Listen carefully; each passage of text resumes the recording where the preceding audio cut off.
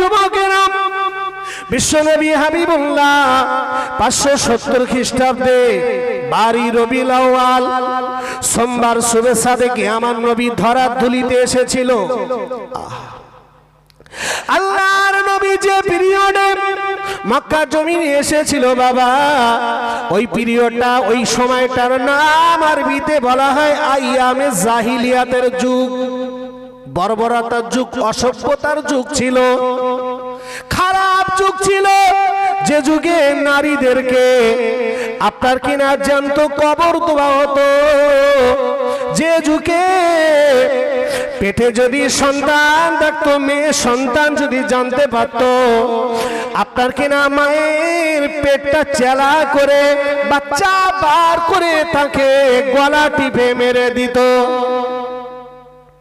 যে যুগে নারীদের কোনো ইজ্জত ছিল না, একটা নারী রাস্তা দিয়ে চলাফেরা করতে পারত না, যে যুগে চুরি চাঙ্গা, যে যুগে লটারি চিটিংবাজি, রাহাজানি, খুন খারাপি এত পরিমাণ চলতো বাবা, ঠিক ওই যুগে আমার আপনার নবী নূর নবী, মক্কার বাতি, মদিনার জ্যোতি, আব্দুল্লাহ দুলাল, মা আমিনার লাল, আমার নবী পাককে ওই মক্কা শরীফে ওই খারাপ যুগে, অন্ধকার যুগে আমার নবীকে আমার আল্লাহ নিয়ামত করে দিয়ে বড় লাইট করে আমার আল্লাহ মক্কা জমিনে পাঠিয়েছিল। আমার নবী দুনিয়াতে আসার সঙ্গে সঙ্গে আমার নবী পাকের খাতিরে এই মক্কা শরীফটা আলোকিত হয়ে গিয়েছিল, আলো হয়েছিল।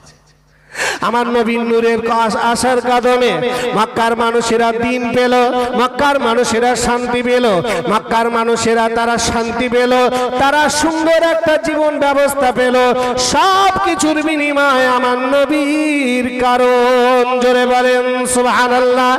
আল্লাহ নবী যেদিন ভূমিষ্ঠ হয়েছিল, ও মুসলমানেরা, শুধু দুনিয়ার মানুষ না, আল্লাহর যত ফেরেশতা ছিল তারাও আনন্দিত হয়েছিল। শুধু তাই না, রাত আল্লাহর কাছে কেঁদে বলেছিল, ও রব্বুল আলামিন, আল্লাহ পাক, আল্লাহ আমার নবীকে তুমি রাতের বেলা পাঠাও। হাত দিন কেঁদে কেঁদে বলেছিল, আল্লাহ, আল্লাহ তুমি আমার নবীকে দিনের বেলা পাঠাও। আমার আল্লাহ বলেছিল, রাত আমি তোমার ভিতরে পাঠাবো না, ও দিন তোমার ভিতরে পাঠাবো না, আমার নবীকে আমি আল্লাহ এমন একটা সময় পাঠাবো যে সময়টার নাম হবে শুভে সাদেকের সময়, না দিন না রাত, মিডিল পজিশনে আমার নবীকে আমার আল্লাহ পাক মক্কা শরীফে মা আমিনার উদরে পাঠিয়ে দিল। আমার রাসূলুল্লাহ মায়ের পেটে যখন আসলো, আহা, দুনিয়ার জমিনে আসলো ভোরবেলা শুভে সাদেকের সময়, জি শুভে সাদেকের সময় বিশ্বনবী হাবিবুল্লাহ আসলো। আসার সঙ্গে সঙ্গে জি আব্দুল মুত্তালিব আমার নবীজির নানু ভাই, দাদু ভাই আব্দুল মুত্তালিব আমার রাসূলুল্লাহকে দেখার জন্য আতুর ঘরে প্রবেশ করবে। আতুর ঘরে মা আমিনা ডাকছে, আব্বাজান আপনি একটাবার ঘরের ভিতরে প্রবেশ করেন। কেন? না, আমার সোনার মানিক এত সুন্দর দেখতে, আসমানের চাঁদ হেরে যাবে। আব্বা আপনি একটাবার ঘরের ভিতরে প্রবেশ করুন। আব্দুল মুত্তালিব বলছে, আমিনা এক্ষুনি তোমার বাচ্চা হয়েছে আর আমি তোমার শ্বশুর, তুমি আমাকে ঘরের ভিতরে অর্থাৎ আতুর ঘরে ডাকছো, তোমার কি একটু লজ্জা লাগে না? মা আমিনা বলছে, কেন আব্বা? বলছে, আমিনা মেয়েদের বাচ্চা হলে মেয়েদের শরীরের কি কন্ডিশন হয় আমি তো জানি। বাচ্চা কাচ্চা হলে মেয়েদের শরীরের কন্ডিশন ভালো থাকে, খারাপ থাকে। মা আমিনা বলছে, আব্বা আপনি নির্ভয়ে ঘরের ভিতরে প্রবেশ করুন, নির্ভয়ে। আব্দুল মুত্তালিব আবার বলছে, ও বৌমা তোমার তার কেটে গেছে, তোমার মাথা খারাপ হয়ে গেছে। বলছে, কেন? আমি তোমার শ্বশুর, তোমার যদি লজ্জা না লাগে আমার তো লাগবে, আমি তোমার ঘরের ভিতরে ঢুকবো কি করে? তুমি কি মনে করো আমি আব্দুল মুত্তালিব, আমার 10টা ছেলে, 16টা সন্তান, 6টা মেয়ে, 10টা ছেলে, আব্দুল মুত্তালিবের। তা আমি জানি, আমিও সন্তানের বাপ, মেয়েদের বাচ্চা হলি মেয়েদের কি কন্ডিশন হয় আমি জানি। তুমি আমার ঘরের ভিতরে ডাকছো। আল্লাহ নবীর আম্মা আমিনা বলেছিল, আমার নবী পাকের আম্মা আমিনা রাদিয়াল্লাহু তাআলা আনহা ওই সময় আব্দুল মুত্তালিবকে বলেছিল, ও আমার আব্বা জান, আমি আমিনা, আপনি আমার ঘরের ভিতরে প্রবেশ করেন। আমি আমিনা বলছি, আব্বা আমি আমিনা, আমার শরীরে এক ফোঁটা নাপাক রক্ত তো দূরের কথা, আমি আমিনা, আমার শরীরে এক ফোঁটা নাপাক পানি পর্যন্ত নেই। মা আমিনা বর্ণনা করেন, এই দুনিয়ার মানুষেরা আমি আমিনা জানিয়ে দিলাম, আমার শিশু মুহাম্মদুর রাসূলুল্লাহ সাল্লাল্লাহু আলাইহি ওয়াসাল্লাম। আমি আমিনা বর্ণনা করে আমি আমিনা বলছি, আমার শিশু মুহাম্মদ যখন দুনিয়াতে এসেছে, আমি আমিনা দেখছি আমার পেট থেকে, আমার শরীর থেকে এক ফোঁটা, আপনার কিনা এক ডলার নূরের ডলার মতো, একটা ডলার মতো লাইট আমি আমিনা আমার উদর থেকে বেরিয়ে গেছে। মা আমিনা বর্ণনা করেন, এই দুনিয়ার মানুষেরা আমি আমিনা মেয়েদের অন্য নারীদের মতো আমার শরীরে নাপাক দুর্গন্ধময়, আমার শরীরে কোনো রক্ত কোনো পানি কিছু নাই। আমি আমিনা, আমার শিশু মুহাম্মদুর রাসূলুল্লাহ ভূমিষ্ঠ হয়েছে, আমার পেট থেকে একটা নূরের ডলা, নূরের ফোকাস বেরিয়ে গিয়েছে। আমরা সেই নবীর উম্মত। ও বাবাজিরা, নওজোয়ানেরা, তরুণেরা, যুবকেরা, গভীর ভাবে আলোচনা বুঝে আমার আপনার নবী নূর নবী হাবিবুল্লাহ নবী জনাবে মুহাম্মদুর রাসূলুল্লাহ সাল্লাল্লাহু আলাইহি ওয়াসাল্লাম, আমরা কোন নবীর মহব্বতে বসেছি গো বাবা। আমার নবীর কথা বলে শেষ করা যাবে না। নবীজিকে জঙ্গলের বাগেরা চিনল, আমার নবীকে জঙ্গলের গাছপালা চিনল, ধুলো বালি চিনল। আহারে মক্কা শরীফের আপনার কিনা গাছপালা, তরুলতা, ধুলো বাড়ি, পাহাড় পর্যন্ত তারা আমার নবীকে চিনল। কিন্তু দেখা গেল কিছু মানুষ, কিছু মাথা মোটা বেঈমানের বাচ্চারা, ওরা আমার নবীকে চিনল না।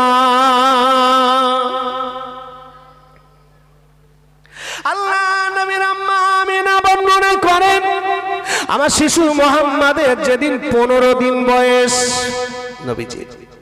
নবীজির যেদিন 15 দিন বয়স, আমার নবীকে মক্কা শরীফে নেবার মতো কেউ হয় না।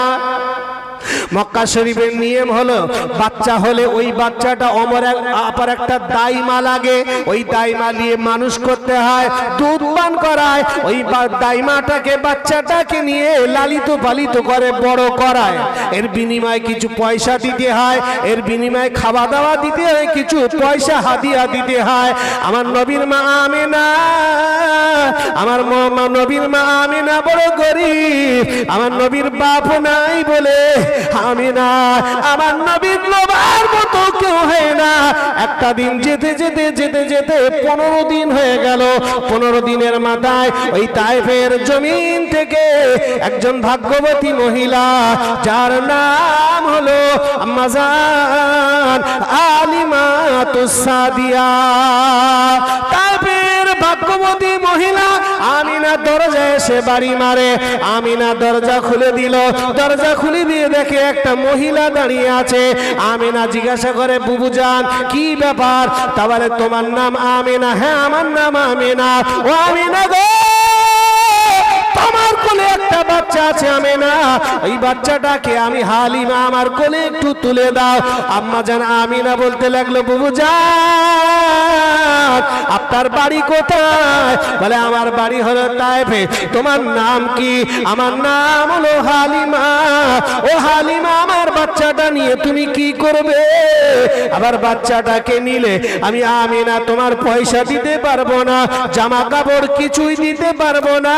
আম্মা জান হালিমা বলেছিল বুবুজান, বুবুজান আমি হালিমা আপনার বাচ্চাটাকে আমার কোলে তুলে দিলে আমি হালিমা মনে করব আল্লাহ পাক আমি হালিমার কোলে আল্লাহ আসমান থেকে চাঁদ দিয়ে আমার কোলে পাঠিয়েছে। মা আমিনা হালিমার কোলে তুলে দিলেন, হালিমার কোলে তুলে দিলেন। 15 দিনের নবী মা হালিমা তো সাদিয়া রাসূলুল্লাহকে নিয়ে চলতে লাগলেন। একটা উটের উপরে সওয়ার হলেন। সওয়ার হতে হতে হতে হতে প্রথমে একটা রাত কেটে গেল। 16 দিন বয়স হয়ে গেল। 16 দিন বয়স হয়ে গেল রাসূলুল্লাহ। আবার চলতে লাগলো, পথ চলতে লাগলো। পথ চলতে চলতে আরেকটা রাত কেটে গেল। 17 দিন নবীজির বয়স হয়ে গেল। 17 দিন বয়স যখন নবীজির হলো, এইবার রাস্তা দিয়ে যাচ্ছে। একটা জায়গায় ফাঁকা একটা রাস্তা, ফাঁকা একটা জায়গা। মা হালিমা উটটাকে একটু দাঁড় করালেন। দাঁড় করিয়ে আবার রাসূলুল্লাহ কোলে আছে। নবীজির 17 দিন বয়স। মা হালিমার নিচে নামলেন। মা হালিমা নিচে নেবে একটুখানি দাঁড়িয়ে আছে। দেখে একটা বৃদ্ধ মানুষ, বয়স্ক মানুষ লাঠি ধরে টুকটুক টুকটুক করে এসে মা হালিমা তো সাদিয়ার কাছে এসে বলছে, মা তোমার নাম কি? আচ্ছা বাবু আমার নাম হালিমা। তোমার বাড়ি কোথায়? আচ্ছা আমার বাড়ি তায়েফে। বলছে বাচ্চাটা কি তোমার? মা হালিমা বললেন, না বাবু বাচ্চাটা মক্কার। যেই বলেছে মক্কার, বুড়ো মানুষটা তখন বলছে, হালিমা এই বাচ্চাটার নাম কি মুহাম্মদ সাল্লাল্লাহু আলাইহি ওয়াসাল্লাম? মা হালিমা সাদা মনে কাদা নেই, এক বাক্যে বলে দিলেন, হ্যাঁ এই বাচ্চাটার নাম হলো মুহাম্মদ। আবার বলছে, ওমা এই বাচ্চাটার আব্বার নাম আব্দুল্লাহ? তা হচ্ছে হ্যাঁ। এর মায়ের নাম আমেনা? তা হচ্ছে হ্যাঁ। সব যখন মিলে গেল, বুড়ো মানুষটা বলছে, হালিমা ও হালিমা আমি তোমার বাপের মতো, তুমি আমার মেয়ের মতো। হালিমা আমি তোমার কাছে একটা দাবি করব, দাবিটা রাখবে? আচ্ছা কি? তো হচ্ছে হালিমা এই বাচ্চাটা তোমার কোলে আছে, এই বাচ্চাটাকে একটু উপর করে ধরবে। মানে রাসূলুল্লাহর পেটটা তলপেটটা হাতের তালুতে থাকবে আর পিঠ মোবারকটা উপরে থাকবে। রাসূলুল্লাহকে উপর করে ধরবে। আম্মা জান হালিমা তো সাদিয়া বুদ্ধিমতী হালিমা আমিনা বলেছিল, ও হালিমা আমার বাচ্চাটা তুমি একটু খেয়াল করে রেখো, আমার বাচ্চাটার অনেক শত্রু আছে।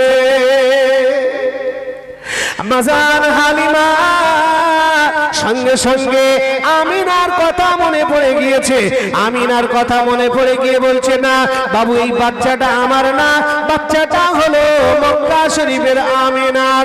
ও আল্লাহর বান্দা আমি হালিমা আমি কিছুদিনের জন্য লালিত পালিত করার জন্য নিয়ে যাচ্ছি তায়েফে। একটু বড় হয়ে গেলে আবার আমি মক্কায় দিয়ে যাব। না না বাবু এই বাচ্চাটাকে আমি উপর করে ধরতে পারবো না, এই বাচ্চাটার পৃষ্ঠদেশটা আমি হালিমা তো সাদিয়া কোনো মতেই দেখাতে পারবো না। পুরো মানুষটা বলতে লাগলো, মা ও হালিমা আমার কি দেখে তোমার মনে হয় আমি কি তোমার শত্রু? বলে না শত্রু না। বলে আমাকে দেখে মনে হয় আমি কি ক্রিমিনাল, ডাকাত, গুন্ডা, বদমাশ? বলে না তাও মনে হয় না। বুড়ো মানুষটা বললে, আমি না গো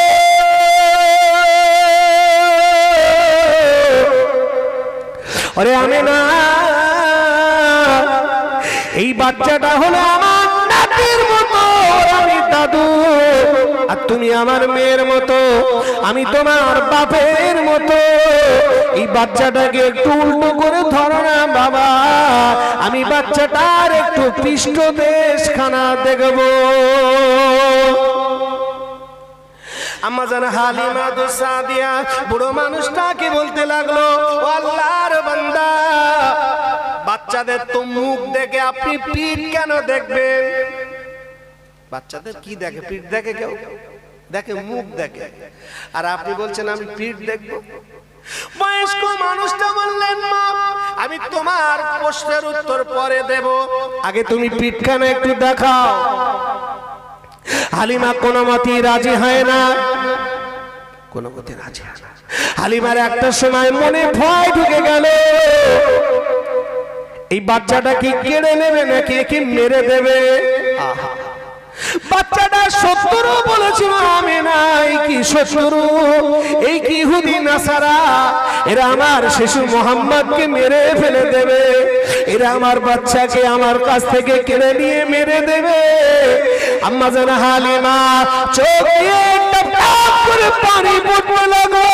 বয়স্ক মানুষটা একটা সময় নিজে একটু কাঁদো কাঁদো হয়ে বললেন, মা আমি তোমার হাতে ধরে পায়ে ধরে বলি এই বাচ্চাটাকে একটু তুমি পিঠখানা দেখাও। মা হালিমা কোনো মতেই রাজি হয় না। এমন তো সময় বয়স্ক মানুষটা একটু কড়া হয়ে গেলেন, একটু গম্ভীর মেজাজ নিয়ে গিয়ে বললেন, মা ও হালিমা তুমি কি মনে করো এটা আমার এলাকা, এটা আমার বাড়ি, এটা আমার গ্রাম, আমি যদি মনে করি তোমার কোল থেকে এই বাচ্চাটা কেড়ে নিতে পারি সেটা কি ভালো হবে মা? আম্মা জান হালিমা জিবি কামড় খেয়ে আল্লাহর কাছে বলতে লাগলো, মাওলা ও রব্বুল আলামিন, আল্লাহ কি মুসিবতে বললা, আল্লাহ আমি এখন কি করব? আম্মা জান হালিমা তু সাদিয়া আপনার কিনা এখন মৃদু কণ্ঠে একটু নিজেকে পাল্টে নিয়ে বললেন, বাবু আমার বাচ্চাটার পৃষ্ঠদেশ দেখবে, এতে আমার কোনো আপত্তি নাই, আমি এত সময় না করছিলাম, আপনি কি মনে করেন তাই?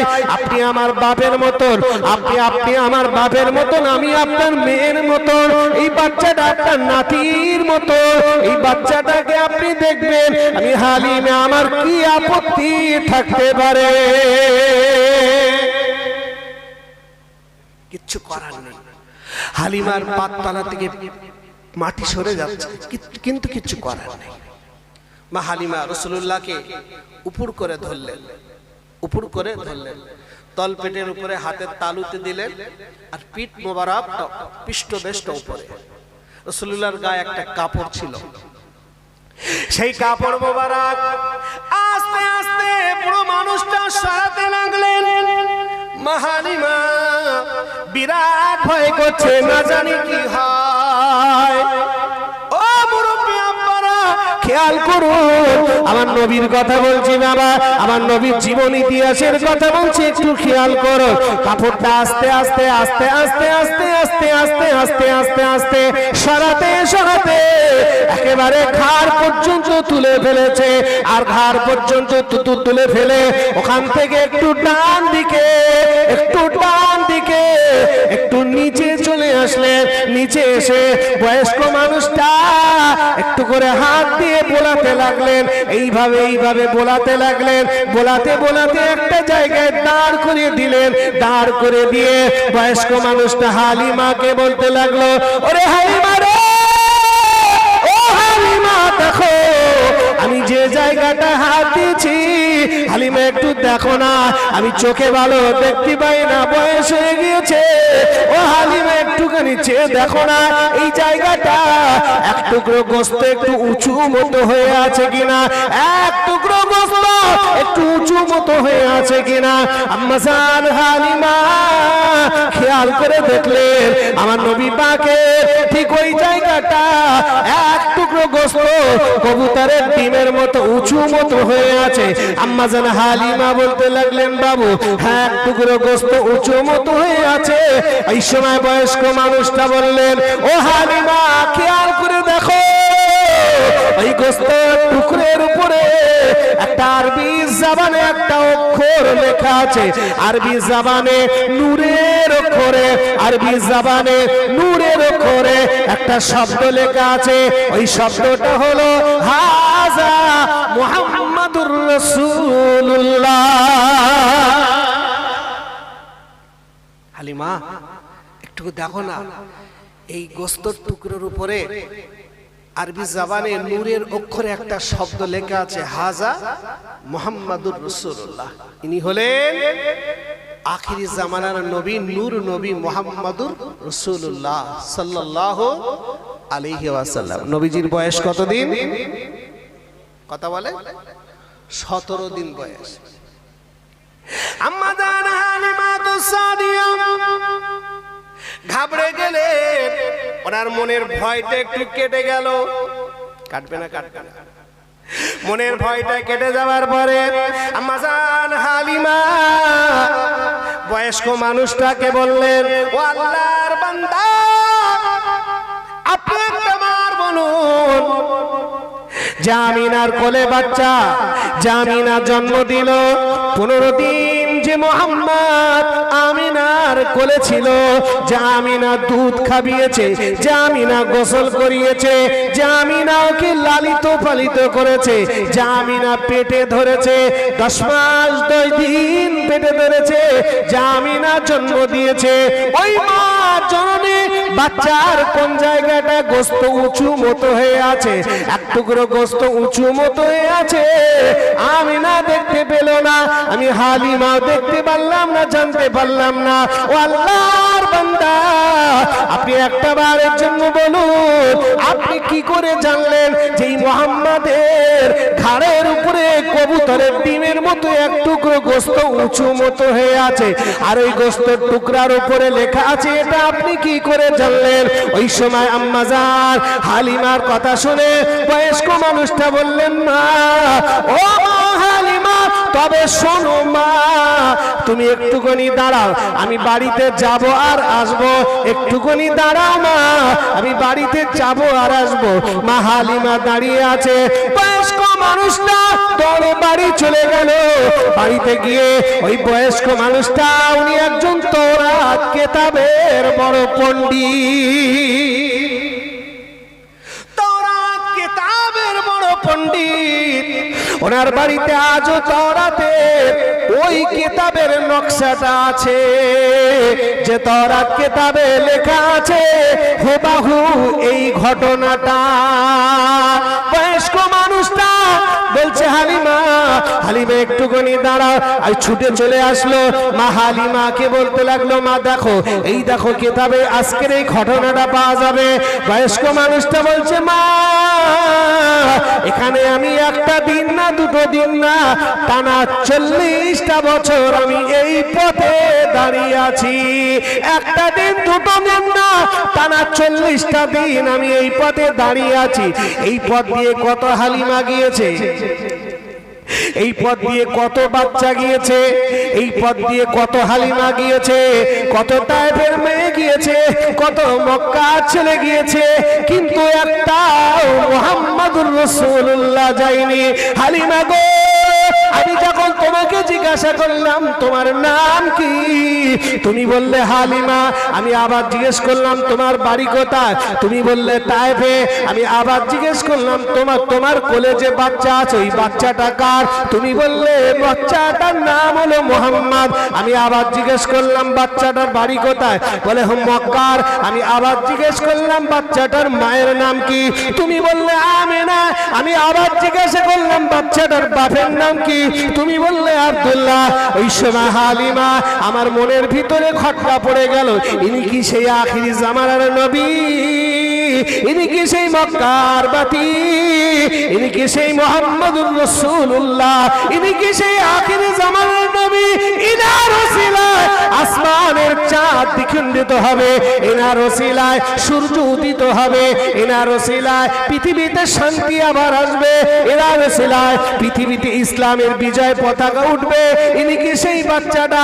আমার মনের ভিতরে খুব ব্যাকুল হতে লাগলো, চঞ্চল হতে লাগলো। আমি বারে বারে আমার এটা সাকসেসফুল করার জন্য আমি শিশু মুহাম্মাদের পিঠ কানা একটু দেখতে যাচ্ছি। এই তোমারি বক্ষেতে ঘুমায়ে পড়িব নিঝুম নিরালাতে, কবে তুমি হায় ডাক দিবে মোরে তোমার আদর কোলে,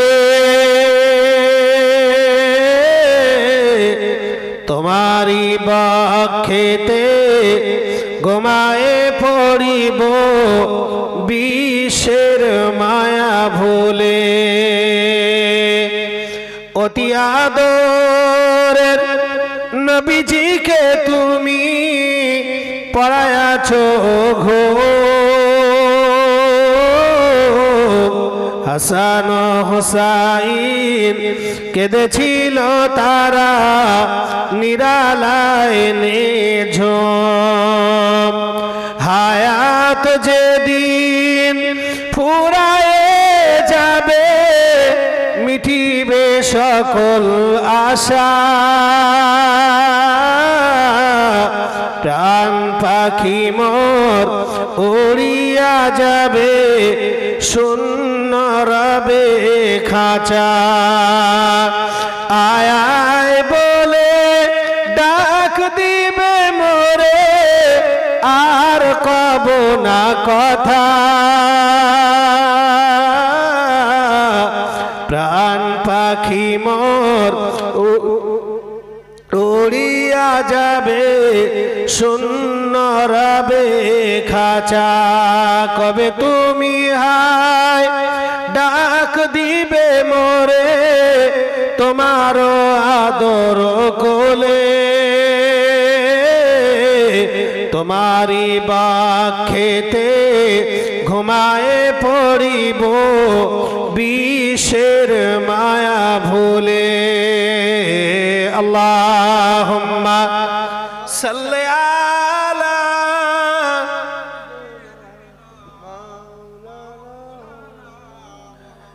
ওয়া আলা আলি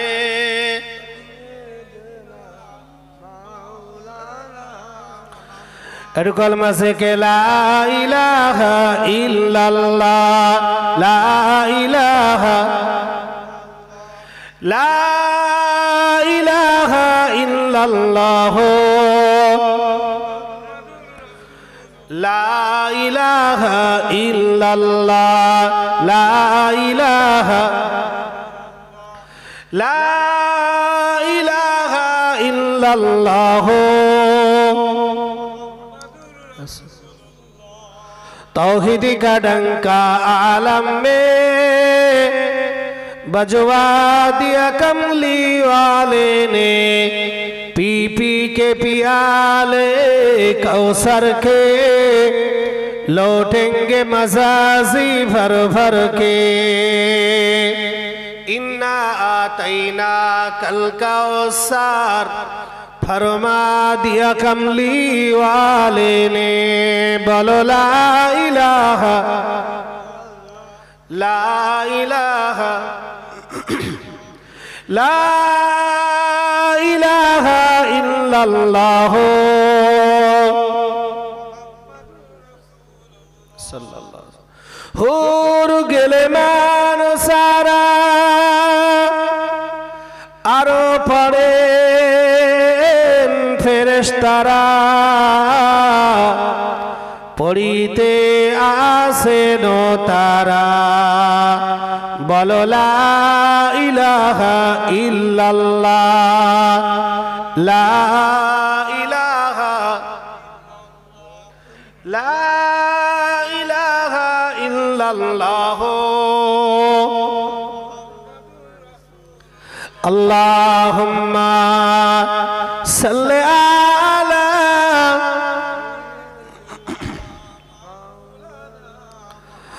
আলা আলি সাইয়্যিদিনা আম্মা বাদ وقال الله تعالى في كلام المجيد الفرقان الحميد رضي الله عنهم ورضوا عنه وقال النبي صلى الله عليه وسلم الصحابة كالنجوم بأيهم اقتديتم اهتديتم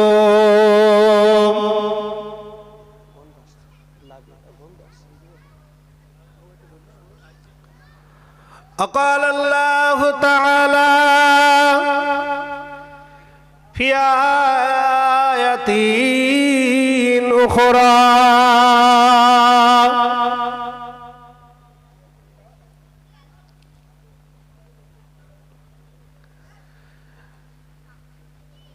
قل إن كنتم تحبون الله فاتبعوني يحببكم الله وقال النبي صلى الله عليه وسلم إذا مات الإنسان انقطع عمله إلا من ثلاثة إلا من صدقة إلا من جارية أو علم ينتفع به أو ولد صالح يدعو له أو كما قال عليه السلام সম্মানিত আজকে জলসা নির্ধারিত নির্বাচিত মাননীয় স্মরণীয় সভাপতি মহাশয় দিগার ওলামায়ে হযরত সম্মুখে উপবিষ্ট দিনদার নেককার জ্ঞানী মুত্তাকি ধর্ম পিপাসু আমার মুরব্বী বাপেরা নওজোয়ান তরুণেরা যুবকেরা পর্দানিশিনা ধার্মিক স্নেহময়ী আমার আম্মাজান ও বোনেরা সবাইকে জানাই আমার অন্তরস্থল থেকে আন্তরিক সালাম মোবারকবাদ আতা আল্লাহি উমরুহু ওয়া বারাকাল্লাহু ফি হায়াতি ভাই সর্বজ্ঞ মহান স্রষ্টা রব্বুল আলামিনের দরবারে লাখো কোটি শুকরিয়া আদায় করি যে আল্লাহ আমাদেরকে আজকের দিনে সুন্দর একটা জায়গায় জাহান্নামার জায়গা ছেড়ে দিয়ে আল্লাহর জান্নাতের রাস্তায় আসতে পেরেছি জাহান্নামার দরবারে না বসে জান্নাতি বাগানে বসতে পেরেছি সেই মাবুদের দরবারে আমরা কলেমাত শুকর আদায় করি সকলে বলি আলহামদুলিল্লাহ হামদান কাসীরান তাইয়িবান মুবারাকান ফিহি তারই পরে দিন ও দুনিয়ার বাদশাহ হাবিবুল্লাহ জনাবে বাবা মোহাম্মদ মুস্তাফা সকলে বলি সাল্লাল্লাহু আলাইহি ওয়াসাল্লাম হুজুরের দরবারে অসংখ্য দরুদ ও সালাম প্যারা হাজিরিন মহান আল্লাহ রাব্বুল আলামিন আমাদেরকে পৃথিবীর জমিনে এমন একটা জাতি এমন একটা ব্যক্তিত্ব দিয়ে এমন একজন জাতি হিসাবে আল্লাহ আমাদেরকে পৃথিবীর জমিনে পাঠিয়েছেন আল্লাহর যত সৃষ্টি আছে সমস্ত সৃষ্টির সেরা হলাম আমরা একবার জোরে বলেন সুবহানাল্লাহ আমরা হলাম আশরাফুল মখলুকাত সৃষ্টির সেরা আমরা এমন একটা জাতি আমরা জান্নাতে আগে যাব আমরা এমন একটা জাতি আল্লাহর যত সৃষ্টি আছে সমস্ত সৃষ্টিকে আল্লাহ আমাদের কাছে গোলাম করে পাঠিয়ে দিয়েছেন জোরে বলেন সুবহানাল্লাহ সমস্ত জাতি সমস্ত জিন ইনসান এমনকি কীট পতঙ্গ গরু ছাগল হাঁস মুরগি জীবজন্তু জানোয়ার সবকিছু আল্লাহ এই মানুষের কাছে গোলামতি করে পাঠিয়েছেন জোরে বলেন না সুবহানাল্লাহ তবে বান্দা যদি বান্দার মতি হয় অবশ্যই তারা আমাদের গোলাম হবে আর আমরা যদি নেমক হারামি হই আমরা যদি বেয়াদব হই তাহলে আমাদের গোলাম হবে না উপরন্তু আমরাই আবার গোমরাহির ভিতরে চলে যাব আমরাই জাহান্নামার রাস্তায় চলে যাব এতে ভাই বাবাজিগণ আজকে যে আপনারা মেলা বাদ দিয়ে একটা দিনী মাহফিল দিনী জলসা কায়েম করেছেন আপনারা জানেন আপনাদের নসিব কত ভালো আপনাদের তকদির কত ভালো আপনাদের কত সৌভাগ্য কত নসিব আলা কিয়ামতের দিনে বিশ্বাস করুন এই জলসায় লোক আসুক বা না আসুক এই জলসা আল্লাহ পাকের দরবারে আরজ করবে আমার আল্লাহ পাক দুনিয়াতে এই মাহফিল হাসরের ময়দানে এই মাহফিলকে লক্ষ্য করে বলবে ও আমার জান্নাতি মাহফিল ও নবীর মাহফিল যাও তুমি জান্নাতে চলে যাও জোরে বলেন আল্লাহর এই নবীর মাহফিল তখন বলবে, আল্লাহ আল্লাহ আমি একা তো জান্নাতে যাব না। কেন? আল্লাহ যারা আমাদেরকে সুন্দর করে সাজিয়েছেন, যারা আমাদের ভিতরে আমাকে বসে আমার পেটের খোরাক দিয়েছেন, আমরা হলাম এই মাহফিলের খোরাক। আল্লাহর ঘর থাকে, আল্লাহর ঘর, আল্লাহর ঘরের খোরাক হলো মুসল্লি, মাহফিলের খোরাক হলো শ্রোতা। মাহফিল তখন বলবে, আল্লাহ আমি একা জান্নাতে যাব না। আল্লাহ আমাকে যারা খাইয়ে খাতি দিয়েছিল, আমাকে যারা খাইয়েছিল, আল্লাহ তাদেরকে না নিয়ে আমি মাহফিল জান্নাতে যাব না। আমার আল্লাহ তখন বলবে, ও দেখো তো ওই মাহফিলের সাথে কারা বন্ধুত্ব করেছিল, ওই মাহফিলকে, ওই মাহফিলের সৌন্দর্য কারা বাড়িয়েছিল, ওই মাহফিলে কারা গিয়ে বয়েছিল, তারা তাদেরকে খোঁজো।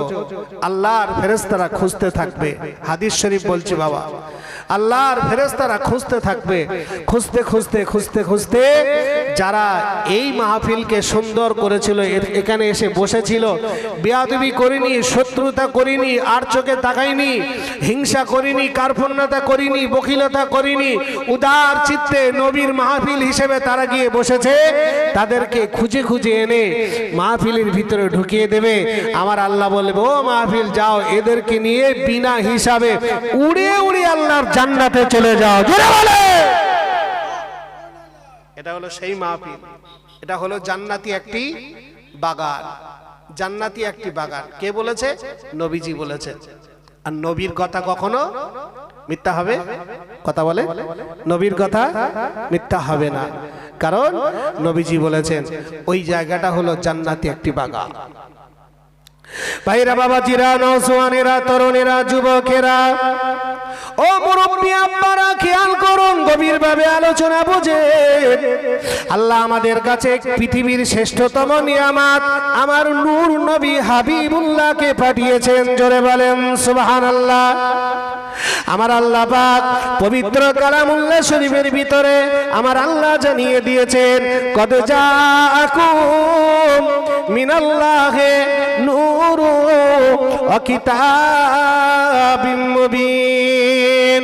ও দুনিয়ার মানুষেরা, আমি আল্লাহ জানিয়ে দিলাম তোমাদের কাছে আমি আল্লাহ দুটো নিয়ামত পাঠিয়েছি, আসমানের নিচে আর জমিনের উপরে। আমি রব্বুল আলামিন তোমাদের কাছে দুটো নিয়ামত পাঠিয়েছি।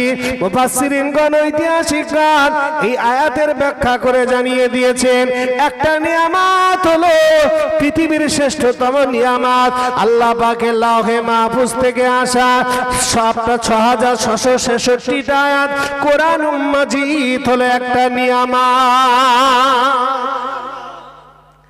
আর একটা নিয়ামত ঐতিহাসিকগণ, মুফাসসিরগণ তারা ব্যাখ্যা দিয়েছে নূরুম মুবিন। নূরুম মুবিন, নূর মানে হলো আমার নবী। একবার জোরে বলেন সুবহানাল্লাহ।